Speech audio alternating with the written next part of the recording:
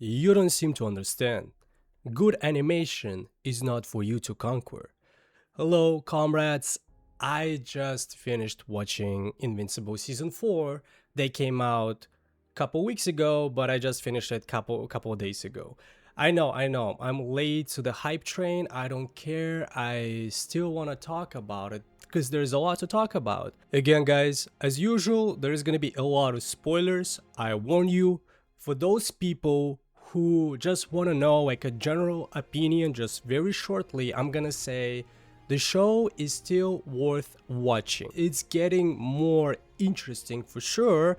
So if you thought like maybe I should stop, maybe like I don't know, if you were asking yourself that kind of question, should I continue? I would say definitely yes. But the show still has a lot of issues and a lot of the same repeated issues that we had in previous seasons. I'm gonna talk about them. Okay, I'm gonna rip off the band-aid and I'm gonna jump straight to the first issue, which is animation still kinda sucks, but not like sucks, oh my god, it's so freaking bad, like one frame man. No, not like that, not the worst examples you can think of.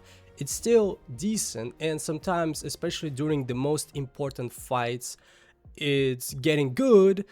They show some really cool scenes when at the end of the season the planet Viltrum explodes. You can see like the details, you can see, especially during the fight with Thragg.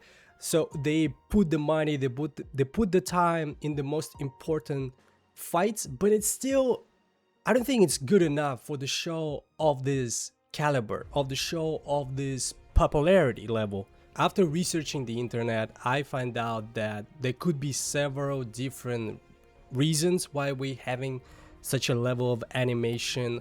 One of the reasons is that just budget issue, that Amazon just not giving enough money to produce better animation. The studio just cannot hire more animators, more people to deliver something better. Another issue that I heard is that they spend a lot of money on VO actors, but like top-notch, top-level VO actors from Hollywood for just 1 or 2 episodes, in that those actors just eat a huge chunk of budget for the that could be spent on good animation. Or it could be a production period time issue, because I don't remember who stated exactly, was it the studio or Amazon, but they promised that they want to release new seasons as fast as they can to be as efficient as they can.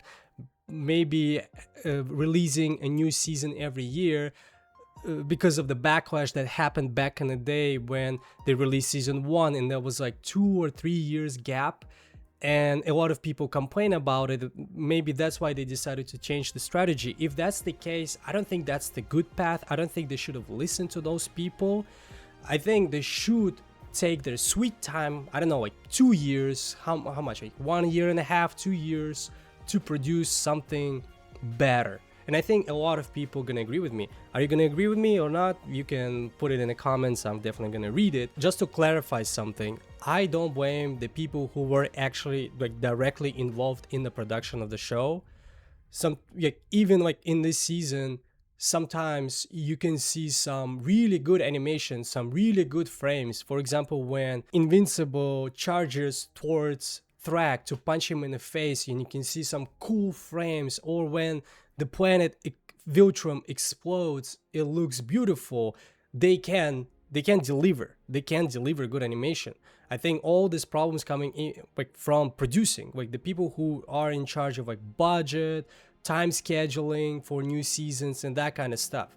I hope in the next season they're gonna go to at least to season 1 level of animation. If you're gonna compare this season to season 1 or season 3 to season 1, you're gonna see how the animation level, the quality jumped down a little bit.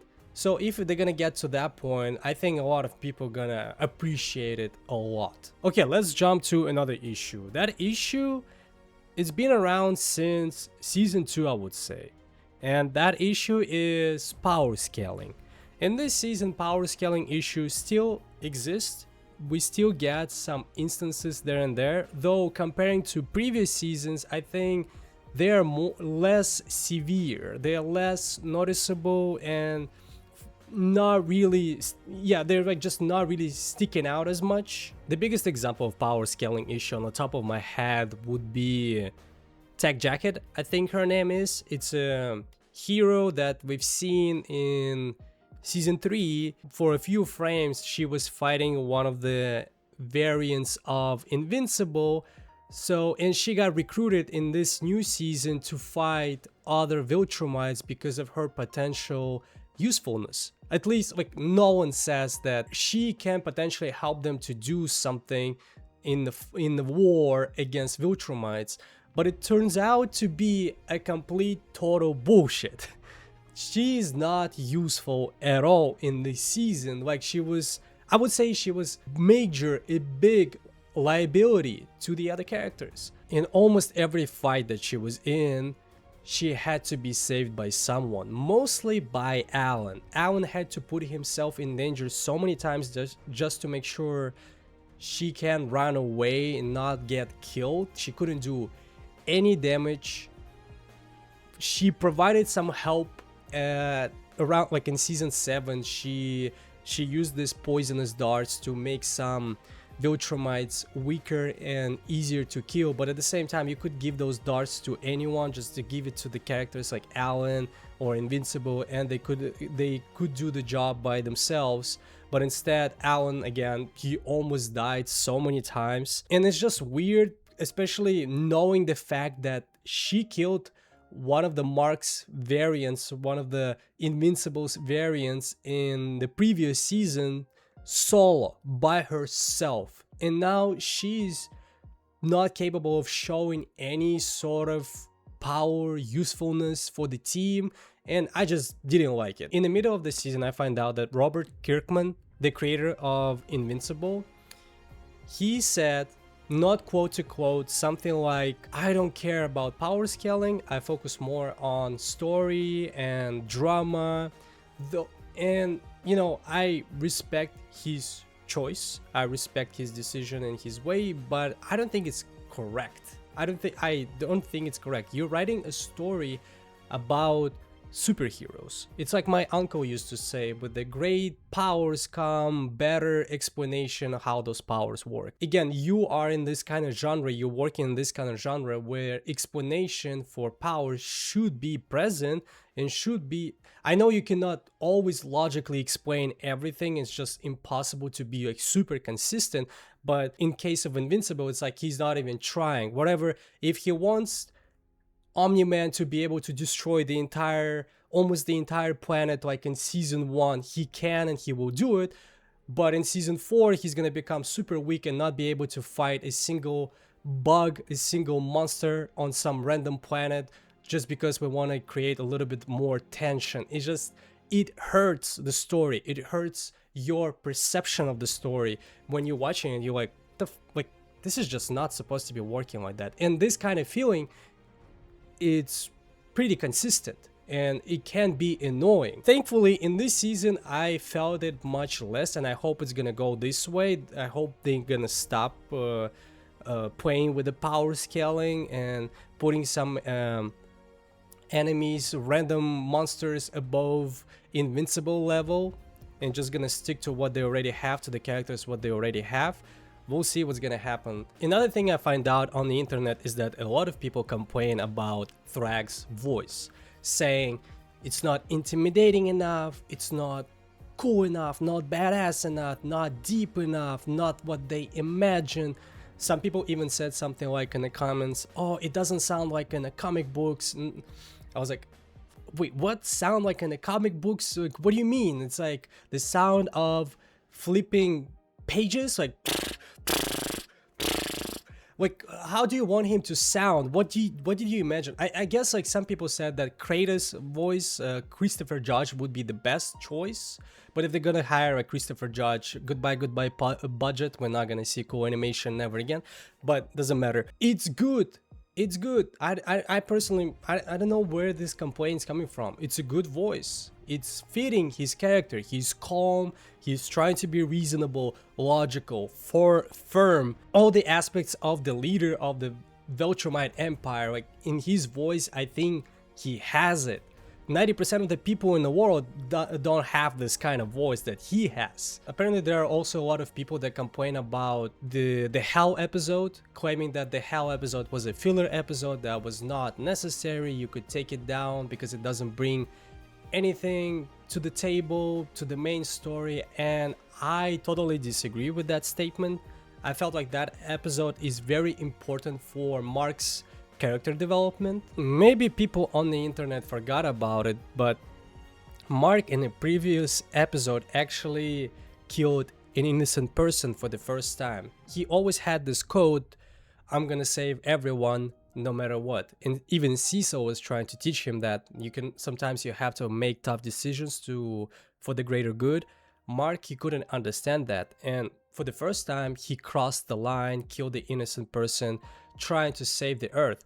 But he still, after that, felt like he's not worthy to stay invincible. He's not worthy to continue to be a hero because he did something really bad. And in the Hell episode, throughout that entire episode, he learns that idea, he accepts that idea. Sometimes you have to do some sacrifices, sometimes you have to do some bad decisions, something that not pleasant for the greater good. That episode really helped Mark's development to go back to what he was and to become, I guess, like a better hero, because he learns that he cannot live by his childish code that he established for himself way a long time before. He cannot be just like, oh, I'm a Superman, I'm gonna save everyone. It doesn't work in this universe, it doesn't work in real world, so he changes. Okay, let's finally talk about some positive stuff, the stuff that actually making up for a lot of issues that I have with this season. The main one, I would say, right off the bat, I want to highlight it, is the fact that in this season, they finally started to focus on Viltrumites again, on Omni-Man, on Mark, their issues, the war, space, Debbie, personal connection, personal relationship between Debbie and Omni-Man, that kind of stuff. Basically, what we had in the first season, they finally continued that story arc, because like season 2 and season 3, though I like them, they kind of went off tangent a little bit. They were trying to focus on different things, sometimes having episodes that kind of felt like a filler episodes. The one that I mentioned before, like kind of like that. But this season we finally get Viltrumites, we're getting the war. Especially I want to highlight the Omni-Man story arc. I think it was great, almost all the way through. We finally can see how Nolan changing, how he realizing that he's done a lot of messed up thing back in the day when he was fully committed, full-time Viltrumite citizen, let's say that. I really like that despite being fully aware that it's impossible to go back, it's impossible to be forgiven, it's impossible to make up for his mistakes by killing a lot of people, a lot of planets being destroyed by his hands, he's still committed to keep trying. He's still committed to save people and even sacrifice himself, trying to become a good father to Oliver, and trying to go back to the place and reflect on the past atrocities that he's done, when at the end of the season he stands on the top of the mountain where he kicked the shit out of Invincible, and then Cecil comes in and they talk to each other, and Omni-Man feels like he wants to get angry, but at the same time he gets upset. Like, I really loved his story arc in this season. And of course, I cannot not to mention the finale. It's great. It's unexpected. Basically, at the end of the season, Thragg and the remaining Viltrumites go to Earth because their planet got destroyed, and instead of destroying Earth or taking over it, trying to capture it, they decided to, oh, we're just gonna live among humans. we're gonna find mates, we're gonna reproduce with humans and create more Viltrumites to restore the Viltrumite empire. And Thragg goes to face Invincible Mark face to face to tell him about that, and he's offering him a choice. Hey, we can destroy the Earth, or you're gonna let us live and we just gonna do our own thing and nothing else. Like, we're not gonna hurt anyone, you're just gonna give us a pass. And it was a checkmate. And Mark, even though he wants to fight him, he knows that Thragg is on a completely different level, and at this moment there is nothing he can do. He gives up and he says, you know, fine. I think it was a great cliffhanger, it was a great moment, and because of that, I really wanted to get season 5 as fast as possible. But again, animation, not hurting the animation. A thing that I felt different about season comparing to previous seasons is humor. I think it got a lot better.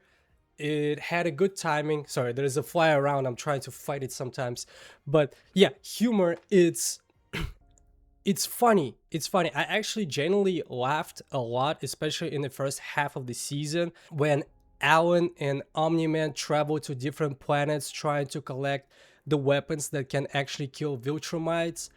I felt like humor had the good timing. It was a little bit of humor, some jokes, then there would be like 10-20 minutes, like a serious thing going on, drama maybe, and then maybe another joke. And of course, by the end of the season, when the tension is at the highest, they almost didn't have any jokes whatsoever. So it has perfect timing comparing to like Marvel movies, right? Thor, what's the last Thor movie, or Thor 2, where jokes sometimes, they put the jokes right after a very serious, dramatic, sad moment and ruins absolutely everything about that dramatic moment. No, nothing like this, nothing like that happens in this season of the show. It got better, I loved it, and I hope that it's gonna stay on the same exact level, no more, no less, on the same exact level in the next season. The only issue that I had with the story in this season is how they ended their relationship between Debbie and Paul.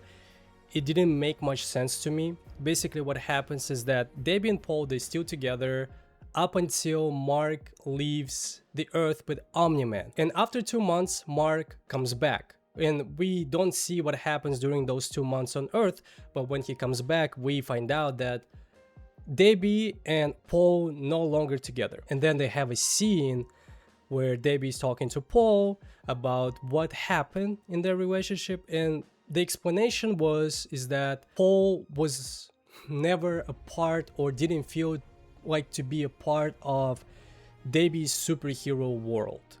He felt like, or she felt like, he just doesn't belong to that world, and that was the reason why they broke up.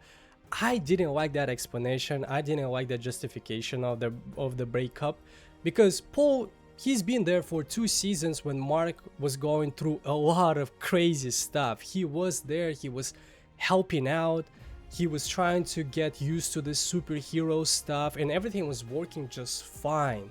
I kind of felt that the reason for the breakup is something else. This explanation was not really satisfying. I felt like she still has the feelings for Omni-Man's dick, if you know the joke, because at the end of the season she started to warm up to Omni-Man, and there's a chance that they're gonna go back together. Maybe she broke up with Paul because she still felt something for Omni-Man, and maybe in the next season that's what they're gonna tell us. They're gonna give us like a full picture of what exactly happened. But if Paul, that's gonna be like an official reason for the breakup between Paul and Debbie, then I don't think it was like this a good writing. I don't think it was a good explanation, to be honest. This is it, guys. I talked about everything what I want to talk about. Leave your likes, leave your comments. I will try to respond to them. Don't leave your likes, don't leave your comments. If you didn't like anything, it's absolutely fine. We'll live in a free world. Stay happy. Hope to see you soon again. Bye bye bye.